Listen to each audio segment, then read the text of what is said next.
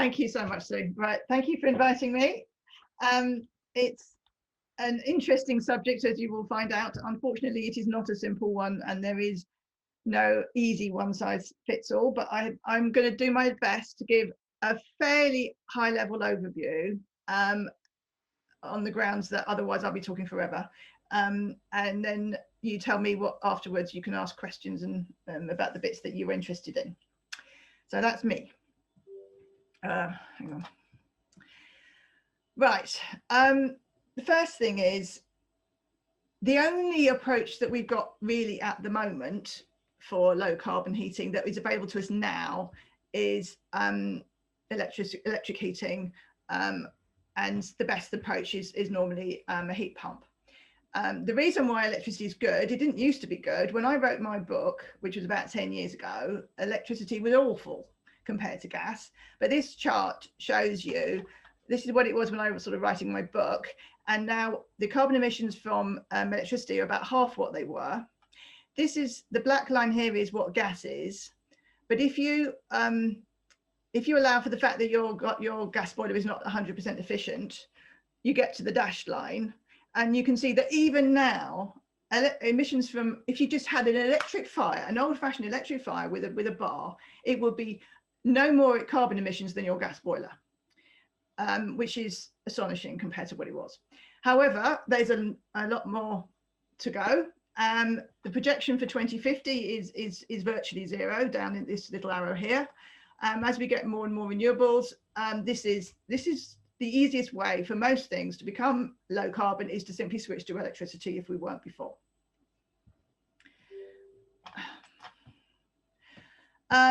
But there are different ways of doing that. Heat pumps are the best one because they're very, very efficient, but there are others. So these charts here are based on the future energy scenarios that the National Grid produces every year.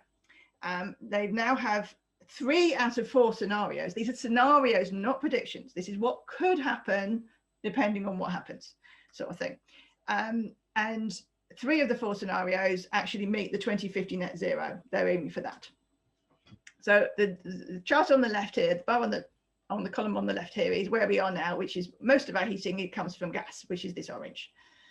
So they've got 3 scenarios here, one of which is mainly air source heat pumps, which is the most efficient approach.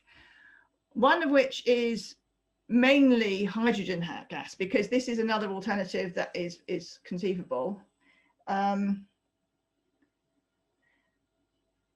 Sorry, I'm just wondering about the order of this. Right, mainly hydrogen gas. And if everybody was to switch their gas boiler over to hydrogen, which is people are talking about in the news and stuff, but if we did that, we would need such a lot of hydrogen that it is really, very difficult to imagine how we can get that amount of hydrogen without using starting from methane and stripping the carbon out and using CCS, which isn't really zero carbon, which is a bit, it's not ideal. And that is why one of the reasons why most people in the sort of deep green people like us are against the hydrogen approach. But it is low hassle for the householder, and I wouldn't exclude it completely. So that's one of their options. And then the other one is quite a lot of heat pumps and also quite a lot of hybrid systems, which is a combination of a gas boiler with a heat pump. And the main advantage of that from the point of view of the National Grid, they quite like this, is because with a sort of backup boiler, if you use the heat pump most of the time, but the backup boiler when it's really when the grid's under strain, then you don't need to upgrade the grid so much. You don't need to upgrade the transmission. You don't need to upgrade the distribution so much, and you don't need as much generation capacity for those difficult times when it's not windy and it's not sunny and it's very cold, and people want their heating. So this is one of the reasons why the hybrid solution is favoured by the Committee for Climate Change. But even then, it's not the majority solution. They're still envisaging more heat pumps than hybrid heat pumps. So the main difference between these is this is almost entirely hydrogen, well, not almost entirely, but an awful lot of hydrogen, which means that quite low electricity demand, but you've got the problem of where you get your hydrogen from. This is a lot of heat pumps with just a few hybrids, which means it's got quite high peak demand, which puts a strain on the grid. And this one is more even between the heat pumps and the hybrids, which means that there's less of a peak demand and less strain on the grid. Okay, so already it's got complicated. Whoops. Right.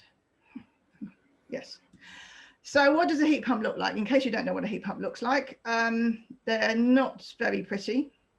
I don't think we have James Smith on. I don't know if we have James, but if we have James, he's got there's a virtual tour of his house under Open Eco Homes, and it's called Getting Off Gas. And he's got a little, very nice house, little mid terrace house. It's not that small really, but he's done a lot to it, and he only needs a small heat pump. And this is sitting, just at the back of the house. You can see from the height of the window ledge here, it's not that big a system. And this is actually outside, and then there's all these gubbins around it. That's a classic air source heat pump. It's a split system, which means that there's part of it inside and part of it outside. And then you can also have a monoblock system, which is entirely outside. I'm not going to go into the details on this unless you want to, but just be aware there are different kinds of heat pumps. Tom, who is, I believe, online, has an air-to-air heat pump, which is not for the whole house. He's just got it in the living room. So he's got a kind of a different kind of hybrid solution. At the moment, he's still running with some of his heating coming from a gas boiler, but they keep that low and use the air-to-air heat pump in the living area to be nice and cozy in that one room, which is a great solution. This is the outside unit, and this is what it looks like inside. And you can get systems where you get one outside unit feeding into lots of, ducting through to different rooms on the inside. So it's not just one unit per room. You can have the ducting. It's not very big ducts because it's not taking all the air around. It's just taking the refrigerant fluid. So they're not very pretty, but that is what they look like. On the other hand, I was at a clean tech seminar, Cambridge Clean Tech seminar, a few weeks back, where they were launching some new products, which they call electric boilers. And these come with integrated storage. And they say that the main advantage of an electric boiler is that, we'll come on to it in a minute, but the air source heat pump doesn't supply heat at the same temperature as your gas boiler does. This thing is a complete logical, functional replacement for your gas boiler. It doesn't seem to quite fit in the same space as your gas boiler, as you can see, but it does the same job, which means you keep your radiators exactly as you have at the moment. Nothing changes in that side. You don't have to change the way you generate your hot water or anything like that. Everything's exactly the same. But these are direct electric, so you've only got 100% efficiency maximum. Whereas with a heat pump, you can have probably 3 times efficiency. But they have integrated storage, which means that you can get a tariff, which is a dynamic tariff, which gives you very cheap quite a lot of the time, and you have to avoid the peak times. So at the moment, most people are just used to a flat tariff, which is the same price all the time, 24 hours a day, 7 days a week. You can have economy 7, of course. With smart meters, we're getting a lot more different tariffs available, and we're going to discuss them in a bit. But these flexible tariffs make these systems not quite as ridiculously expensive as they were before. Now, the salesmen were claiming that this is the same cost as your gas boiler. I'm not sure I quite believe that, but we are in the same ballpark, possibly. The big one there is designed to deliver 100 kilowatt hours, which is enough for any reasonable size house. And they're targeting it at sort of big oil central heating systems in sort of off gas areas, possibly. And they were talking about a price point of 10,000 quid. It seems quite a lot to me. But on the other hand, by the time you've done the other gubbins with an air source heat pump, it might not be, it'd probably be in the same sort of ballpark and more hassle. It's a very subtle angle of the picture here. This is actually as tall as that door. So it is not small, and they think you put it in the garage. This is a possibility for you if you really don't want to change your radiators or anything. Right, so why am I going on about this efficiency business? Because the air source heat pumps and all kinds of heat pumps have greater than 100% efficiency. They basically, it's the same principle as you have in your fridge. Your fridge has a heat pump which moves heat from inside the fridge where it is cold, making it colder, to outside of the fridge, i.e. your kitchen or utility room or whatever. And exactly the same principle with an air source heat pump. You take the heat out of the air outside and you put it into your house. Now, it's greater than 100% efficient, and it can be 4 or even 5 times as efficient. But the trick, the catch is that it isn't very good at supplying high temperatures like your gas boiler does to your radiators. Your radiators can easily be too hot to touch. Normal setup would be something that they'd be running at about 60 or 70 degrees, which is jolly hot. And that means they can warm your house up very quickly. We're all used to, we only run the heating for a few hours in the morning and a few hours in the evening, and the rest of the time we let the house get cold. That's fine because it will respond quickly. But with an air source heat pump, if you want to get the high efficiencies, you have to run with lower temperatures. 35 is lower than you can sensibly run unless you've got underfloor heating. A lot of people claim to get 45, 50 running perfectly well with their radiators, but it doesn't supply the heat so quickly, and it at that rate. So I missed a bit. I missed this slide. Sorry. Well, we abandoned that one. Okay, I'll tell you about it now. The problem is that in order to get an air source heat pump installed, you can't just say, excuse me, Mr. Heating Engineer Man, I would like a heat pump now instead of my boiler. What you actually get is man has to come around, survey your house, calculate the heating demand on every individual room, work out what radiators you've got in the room. Will those radiators supply the necessary heat in that room, or do we need bigger radiators because they're running at a lower temperature? Discuss with you what the issues are, and then possibly put in either an ordinary heat pump, or you can get ones that will deliver at 60 or 70, but they won't be as efficient. So basically you've got these choices, and then of course you've got the things that go outside, and all that means is that, you know, if you wait till your boiler breaks down, then it's too late because you want the heating tomorrow. And if you want to do this, you really need to plan it in advance. So you've got to come up, you've got to have a plan. Sorry, I'm not doing this. Right, so in order to get the good efficiencies, you need to have a low flow temperature. And that might mean that you need a bigger radiator. It might mean you need a thicker radiator because double radiators produce more. I mean, literally they're double. They got front and the back and a bit in the middle.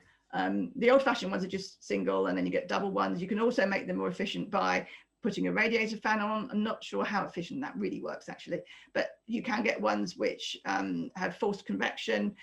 Tom's got one where he has actually put a fan on, and he says it's great. So, you know, I'm not necessarily right there. There's all sorts of things you can do to make your radiators more efficient if you want to run with this. But your other approach, of course, is to reduce the heating demand. So depending on the state of your house, you might need to think about putting in some more insulation. We'll come on to that in later as to whether or not you need to do that. But basically, if you've got good loft insulation, good cavity wall insulation, good double glazing throughout, and it's not ridiculously drafty, you're probably okay with only a few minor radiator upgrades. But if you have solid walls without insulation, or if you are very drafty, I think you need to do a bit more if you want to go for the heat pump solution. But of course, you could go for the hybrid solution, or a hydrogen, wait for a hydrogen, or whatever. So what is this problem with hydrogen? It's the efficiency, guys. This is the issue. ignoring for the moment the CCS option, whereby you take the methane out of the ground and you strip out the carbon and take the hydrogen, and you store the carbon in the ground afterwards, the CCS, which is continues to rely on fossil fuels, which means it is not ultimately sustainable, and B, isn't completely low carbon anyway. If you are going to rely on renewable hydrogen, which means that you start with it, usually starting with electricity, like you've got some spare wind power that nobody wants at the moment, so we'll turn it into hydrogen. Can be done, is happening.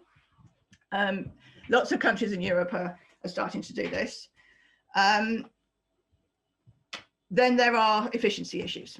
So starting with electricity from your wind turbine over here, with your heat pump solution, you lose something in the transmission and you run your heat pump, and I've said here 280% efficient, which is moderately conservative, but okay. And your ultimate efficiency is 250%. Yes. If you decided to have a direct electric heater, you get your transmission losses, but your heater is 100% efficient, so that's great. Okay, so that could be your electric boiler if you didn't have to put it in the garage because it was so big. Because if you do that, then you lose some heat. Or you could decide that you want the major advantage of the hydrogen is that it can be stored.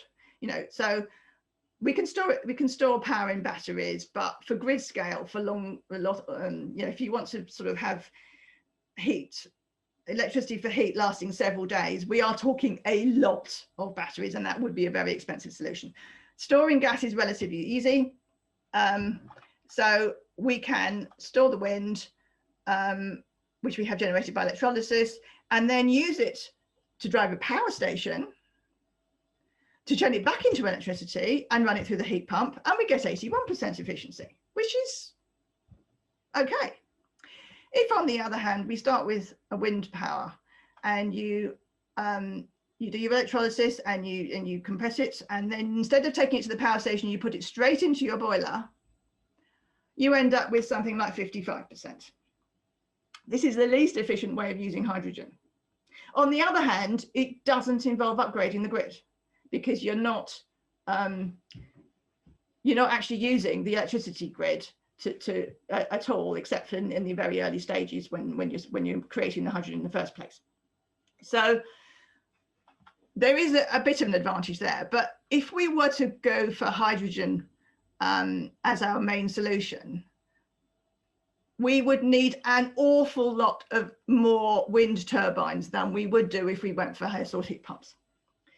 And that means we've got to build them. We've got to find somewhere to build them. We've got to actually build them. So do you think this matters? I think it does. I know people who do, and know people who don't. Some people say it's absolutely fine, as long as we pay for it. If there's demand, it will happen, and that's fine. But I can't help feeling that we're in a bit of a hurry, guys. So, not sure if that. I don't think that solution is really practical at that scale, because you've got a factor of 5 difference there. But on the other hand, with a hybrid solution, you could expect to get 80% to 90% of your heat from the heat pump, and you only need a small amount of hydrogen. So that is a plausible scenario. We talked about tariffs. We're used to these flat tariffs, but we're now getting more and more flexible tariffs of various kinds. And there are basically 2 kinds. There's the fixed ones like Tide, which is a bit like Economy 7, but a little bit more complicated. So you've got a low rate, it's very cheap, about 7p here overnight. This might be a bit out of date because it's a while since I made this slide. A pretty good price during the day, and a whopping peak time premium. So I'm paying a lot more than that for my electricity at the moment. If anybody's on Tide, you could, if you know what you're paying, that would be interesting to hear at the end if you like. On the other hand, you have this other sort, which is like from Octopus, called Agile. This is, I think it's about the only one I know of that is actually based on wholesale prices at the moment. Wholesale electricity is sold in half-hour periods, and You get it's a different price in from every day. Depends on the weather. It depends on the demand. All sorts of things. It can go negative.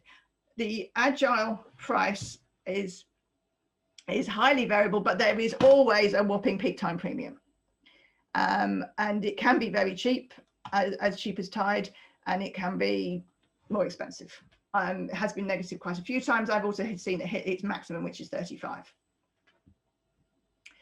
So if you have these tariffs and you can avoid the peak time period, then you can get a very good electricity price. But in order to avoid your peak time period, you either have to have a very, very well insulated house so that you can turn off the heating for 3 hours. Most people can turn it off for an hour, but 3 hours is pushing it, maybe. Or you can have some kind of storage. And of course, because it's electric, you could have a battery, or you can have a thermal store like with the electric boilers, or you could have a hybrid heat pump, and that would allow you to do this. Don't worry, it's getting a bit complicated, but we'll put it back together again later on. A bit more about the agile prices. So most of the time, the agile price is in this sort of area, sort of 7 to sort of 9 to 10p. And then the peak time, it's sort of more like 25. But if you allow for the fact that you've got, at the worst, you've got a COP of 2, hopefully, with your heat pump. The COP is the coefficient of performance, it's your efficiency. So you've effectively doubled the power of that electricity. And most of the time, it's actually cheaper than gas with these tariffs. And it surprisingly, at least at the moment, it doesn't vary much during the year. This shows the average price through the months. This is data from 2019. Of course, it will change. Wholesale prices, who knows what's going to happen. Also, if nobody wants gas, then either the demand will go down, which makes the price go down, but hopefully there'll be some carbon pricing, which will make the price go up. So who knows what's going to happen to the gas prices. But very difficult. And then this is something which is a very fortunate thing, and it's not that surprising really if you think about it. If you go for something like Agile and you buy our electricity when it is cheap, it is also usually low carbon. So what we did here was we've got about a month, well, not a month, a few weeks of data. And for each day, the black line with the dots at the end shows the extreme. This is the best carbon emissions were about 100, and the worst of that day were about 220. And the mean was about 150, and at the time of the lowest price, it was about 150. But in other cases, look, the blue dots are nearly all are very often very near the bottom, and they're very rarely near the top. So if you go for the low price time, the low price time usually means we've got plenty of renewables, because renewables have a low marginal cost.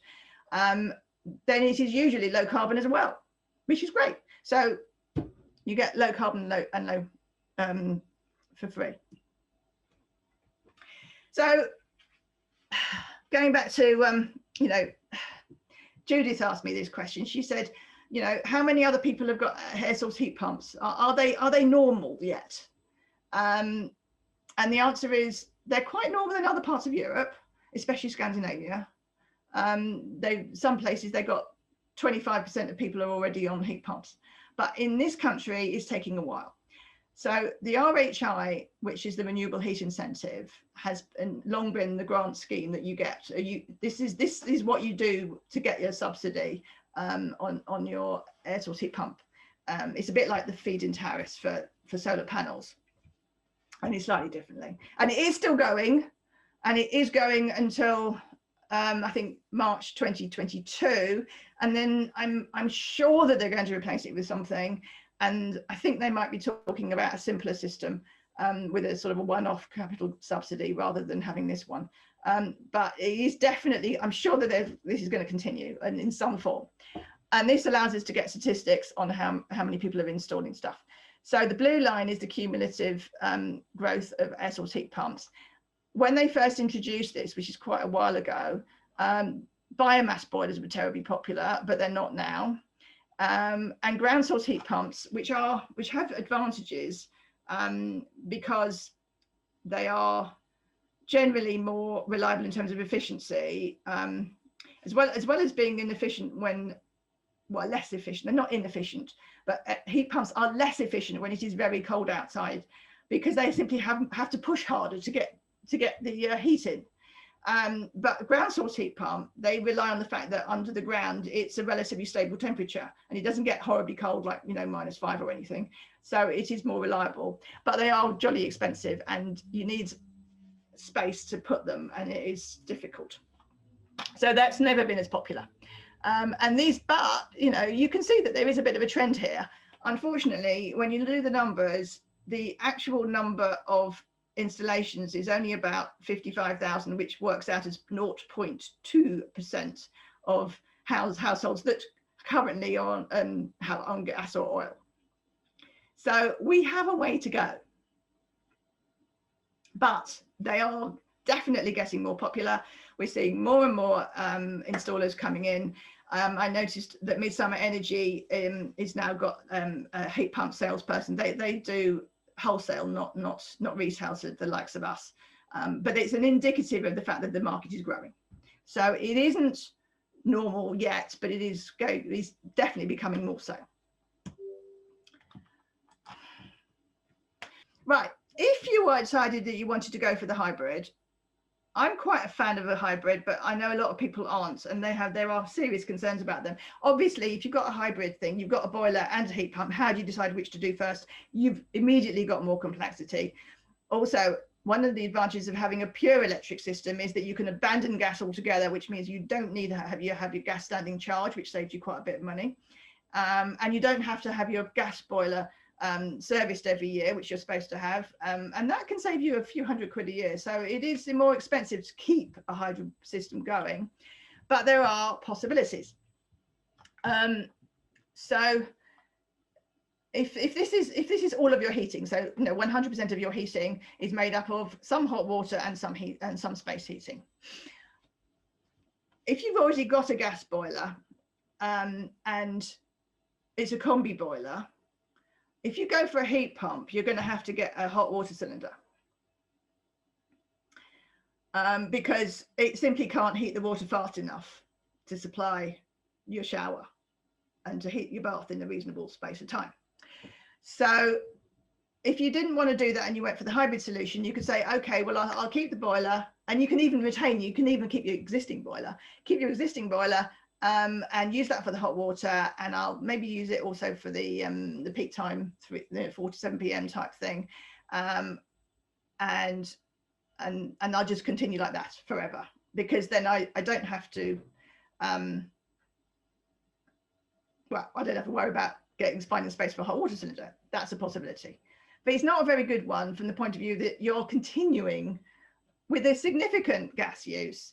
And there's no sort of pathway to the future.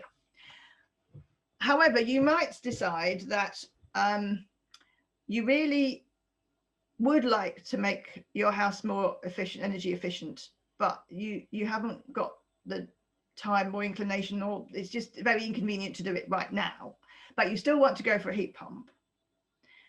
So what you could do is get a small heat pump, which is sized for how your house will be. Because with your gas boiler, they're quite good at modulating. That is, if at periods of low demand, it can just supply a little bit of heat, and it's not ridiculously inefficient. In actual fact, it's less good at modulating than you might think. And if you've not got your gas boiler configured very well, then you might be much less efficient than you thought you were, and nobody's going to tell you, because why would they? So you may find that your gas boiler is not actually doing as efficient as it should be, but nonetheless, they are quite good at modulating. And heat pumps, if you oversize your heat pump, it is a killer for the efficiency. So if you're going to have some more insulation done, better to get a smaller heat pump, and basically use the boiler as backup until you've actually improved the rest of it. And then after you've gone for your retrofit for efficiency, you can have a much lower gas demand. And in the Cambridge Clean Tech, a different seminar, which is about hybrid heating, they were talking about 90% of the heat coming from the heat pump, and consequently only a small amount of hydrogen needed. This is why, for example, EDF is now offering hybrid heat pump trial, where they're targeting people who are off gas grid and typically using oil, and they will give you a hybrid system where the boiler runs off bottled LPG, and they expect it to not use very much. But because it's a small amount of hydrogen, you've got a lot more flexibility. Anyway, so that's two strategies. You can either say, well, I don't want a hot water cylinder, I'll use my boiler for my hot water. And that means you continue to use quite a lot of gas. Or you can say, I'm going to have a smaller heat pump now, and over time I'll go make my house more efficient and I'll use less and less gas. Of course, you know, if everybody went for this approach, using quite a bit of gas, we would be not in a very good place for net zero. But if only a few people do it, then we could still use renewable gas or hydrogen.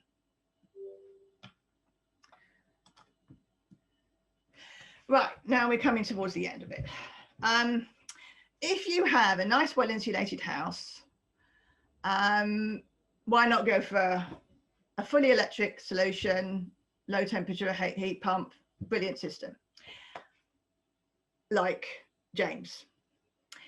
If you have a very tiny house, I mean, like a flat or something, then the heat pumps are actually moderately expensive. I mean, just in capital outlay. I mean, no, they don't come cheaper than about 3,000 or 4,000. Maybe you could get away with a small heat battery, or you could just go with, storage heaters. Storage heaters, I know, have most appalling reputation, but these days they have thermostats. So, they are quite practical for small. I wouldn't put a heat pump in a tiny flat. It's difficult to put a heat pump in a tiny flat anyway, because you need to have the outside bit, and it's a bit difficult if you're on the second floor. Although you can do it, because there are heat pumps which have no external bit, instead you have a sort of a duct, and then all gubbins is actually inside, but it's only for small flats. If you haven't got quite such a cozy house, you can go for a low temperature air source heat pump and increase the size of your radiators, or maybe go for underfloor heating, which is very nice but more expensive. So that's a possibility. Or you could decide to go for the hybrid solution, one of the hybrid solutions that we talked about. Alternatively, you could say, oof, I don't want to go faff around with radiators, and my house isn't really that great, and it's got lots and lots of nice bits that I don't want to change. So I'm going to go with my existing radiators, run a heat pump system, but a bit less efficient. So instead of getting a cop of about 3, you'll get a cop of about 2.5-ish, maybe a bit less.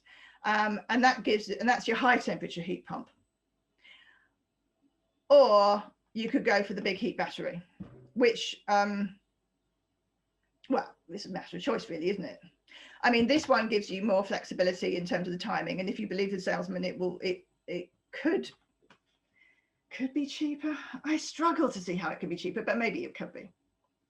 So hopefully this has given you a bit more of an idea of what might be suitable when. Is my house ready? Do you have good insulation? Do you have at least double glazing? Oh, I've already said this. Good draft proofing. I've seen it said that if you are EPC grade C, bearing in mind that D is the average, but if you're EPC grade C, and that isn't just because you've got lots of PV on the roof, because that obviously improves your rating as well, then you should be doable. You do also need space for your heat pump. There are planning considerations. It is not 100% quiet, although they shouldn't be noisy. And you also will need space for a large hot water tank. The reason why you need a larger hot water tank is because this is temperature business again, because ordinarily you're probably heating your hot water tank to 60, 65 all the time. If you only run it at sort of 50 or so, which is what you can get from a low temperature heat pump, then it doesn't store as much heat, which means you need more hot water because you have to mix in less cold when you fill your bath or whatever. So, you know, it's funny because you think it's storing water, but it's actually storing heat, and you might find you need a bit of a bigger one. You will still need to, well, you're recommended to heat it up to 60 in order to kill any bacteria like Legionella every week or something, but you can do that with an immersion heater or something like that. It's only occasionally. Okay. So you've got some options now, and you need to make a plan. And if you decide that you want to improve the insulation on your house as well, then we strongly recommend that you get an expert in to look at a whole house plan and strategy, which will take into account the things that might go wrong. The reason why, you know, we used to, that there have been a lot of problems in the past. I mean, not a huge amount of problems, but there has certainly, I have seen I've seen cases where things went horribly, horribly wrong, where insulation was put in badly, which left thermal bridges, which led to condensation, or in the worst cases, you could get damp getting into the insulation if they messed up with extending the eaves and it all falls off, and it can be appalling, and it really shouldn't be, but there are issues. And for this reason, the government has brought out this PAS 2035 standard and a trust mark to go with it, which means that if you want to get something like the Green Homes Grant, you have to go with a qualified installer. They have to follow these standards and be qualified appropriately. And you're supposed to get a retrofit coordinator, and the retrofit coordinator will look at your house, and they're there to protect your interest, not the installer. So it's a sort of third party situation. And depending on what needs doing, they might just say, oh, well, this is easy, you just need that, you know, that's fine, and have a very, very light touch project management and go away again, or more or less. But if they think it is needed, and they are an expert and they are trained, and we do have some in the group, then they will take a much more serious interest and take all the necessary precautions. This is obviously an extra level of admin, and one of the problems with the Green Homes Grant was that it came in so early on, and the government's been trying to expand the economy because of COVID, but the installers aren't ready there. So Green Homes Grant has been an absolute disaster from the point of view of not enough installers are actually qualified at all. And then even when they did, the admin on the actual grant scheme was so bad that the installers weren't getting paid, and they all stopped doing the work and laid off lots of people again. So, however, one hopes that this is going to get better. And one of the ways that it can get better is because of this Eastern Energy Network type thing. So there's a charity called, is it a charity or not for profit? Anyway, no, it's a co-op, of course, it's a co-op called Retrofit Works, which is a co-op for the installers, but it basically helps them by doing a lot of the admin and sorting out the retrofit coordinators. And they're doing lots of projects at the moment in South Cambs. And they have done all sorts of other ones. They've done various things in Oxford and bits of London. And it's a good system because they do the quality control and they supply the retrofit coordinator, which simplifies everything for you. And the project management is much easier. So if you need to do something desperate, like lots and lots of insulation, definitely go for this approach. How can I afford this? Jolly good question. If you want to do insulation, then you probably need a subsidy, and the Green Homes Grant would give you one, not 100%, but it would give you one if it was working, which it isn't. But one can hope that there will be some more in the future. So if you need a subsidy, I suggest that you make a plan now, and Retrofit Works allow for that. You can contact them and actually make a plan and say, I'm not ready to do it now, but when I can get a grant, and they can help you get the grants as well. But it kind of means that you can, and you can do it in stages. You don't have to do it all in one go. So make your plan and take advantage of the grants and subsidies when they are available. In the meantime, There are low-cost measures you can do, which are obviously worth doing. And any level of draft proofing, loft insulation, that sort of things.